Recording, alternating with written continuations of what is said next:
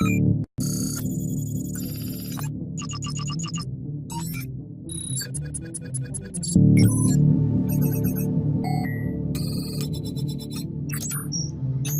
everyone, this is Christina, and today we are going to be looking at creating GPOs and organizational units. Now, GPOs stands for group policies. Okay, so what we're going to do first is that we need to create a organizational unit. So to do so, we go to Start, we go to Administrative Tools, we go to Active Directories, the Active Directory, Users and Computers. And in our Active Directory, we will right click on our domain and we'll go to New, and in New you will see Organizational Unit. You select Organizational Unit. Now we have to give this organizational unit a name, so we can call this level 1, and I'll just put OU. So level 1 organizational unit. We go OK. So as you can see here, we have created an organizational unit named level 1, right? So after we created our OU, we now need to create a GPO. So we go to Start, go to Administrative Tools, we will go to Group Policy Management, and in Group Policy Management, we can do this two ways. Firstly, the first way, you can right click on the domain and create a GPO in this domain.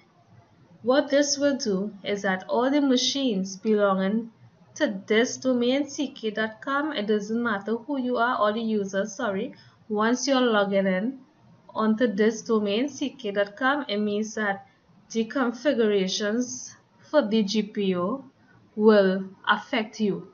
So we don't want to do it for the domain, we want to do it for a GPO only. So we'll go to Group Policy Objects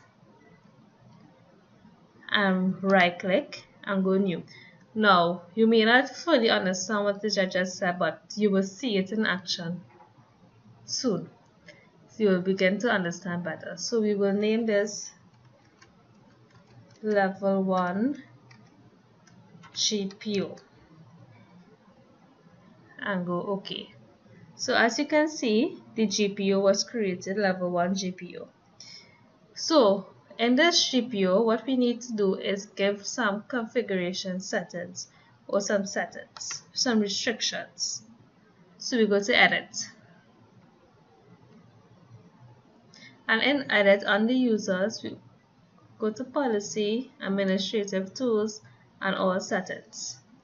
So what this GPO is going to do now is that this is all the settings on the machines.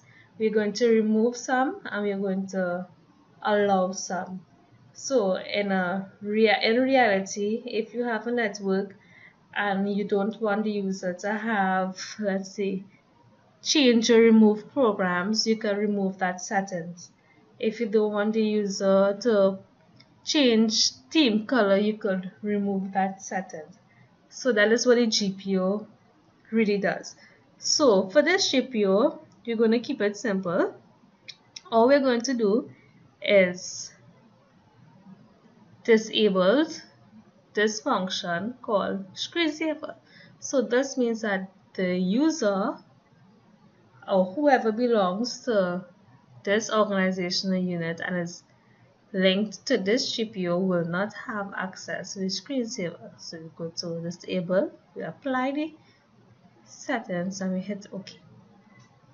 Nextly, we can let's remove the task manager.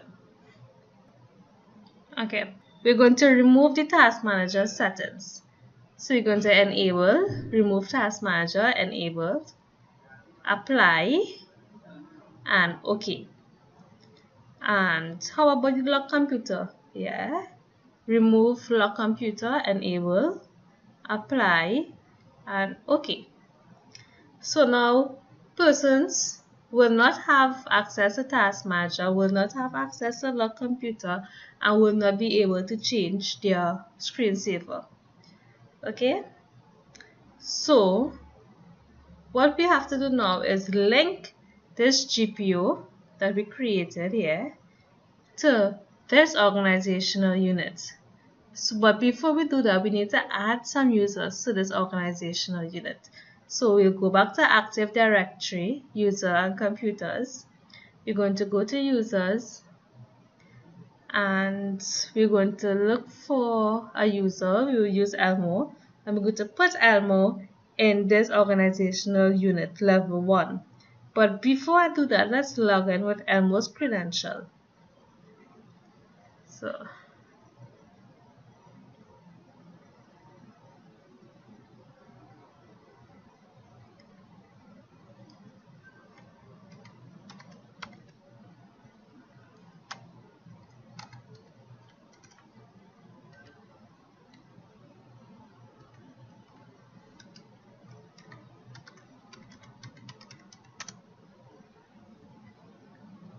So we are logging in with Elmo's credentials.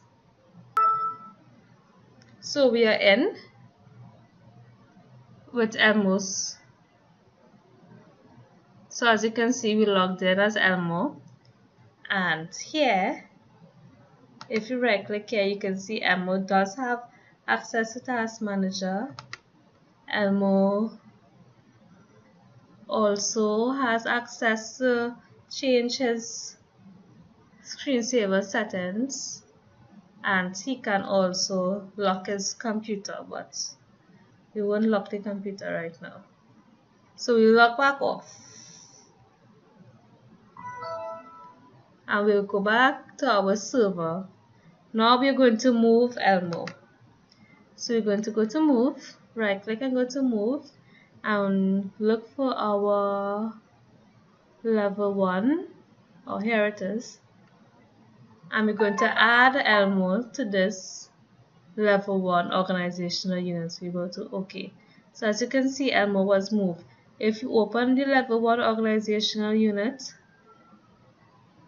and you'll see Elmo is indeed in that folder.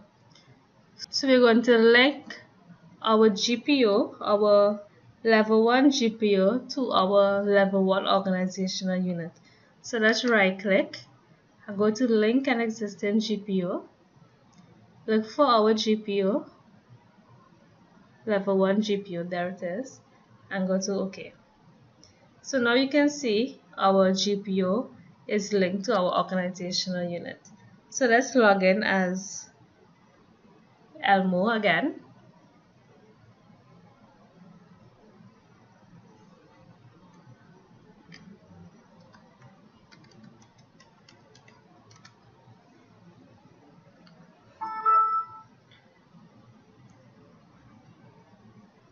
Right, so let's check for Task Manager first. As you can see here now, the Task Manager is disabled. Elmo has no access to Task Manager. The screensaver, he cannot change or edit any screensavers. That privilege has been removed. And lock computer is not functional.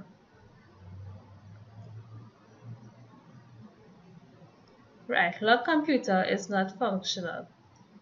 So suppose we already created a GPO like we have done, and we decided now to let the user be able to add their screensaver.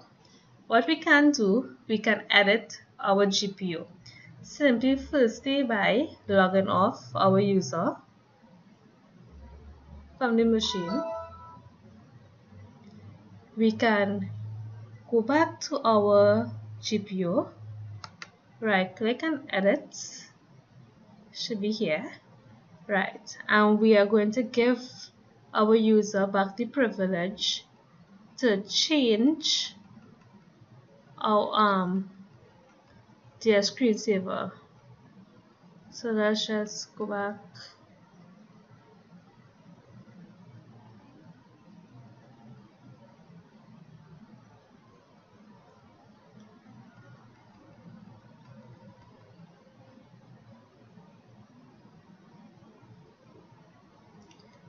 let's go back to the screensaver, and we can either go enabled or not configured. I'll go to not configured, apply, and OK. So this settings now should allow the user to be able to edit their screensaver. So again, let's go back in as Elmo, inputs.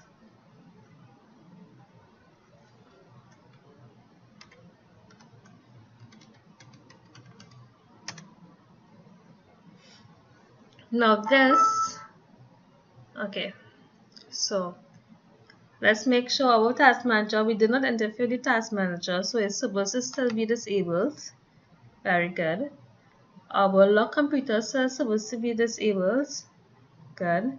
But our screensaver is supposed to be enabled. And there we go. This is in fact enabled. So it doesn't matter what machine Elmo logs into, the settings will remain the same because he is linked to a specific GPU on our network. So this was our tutorial today on GPUs. Thank you for watching, and again, I'm Christina Khan.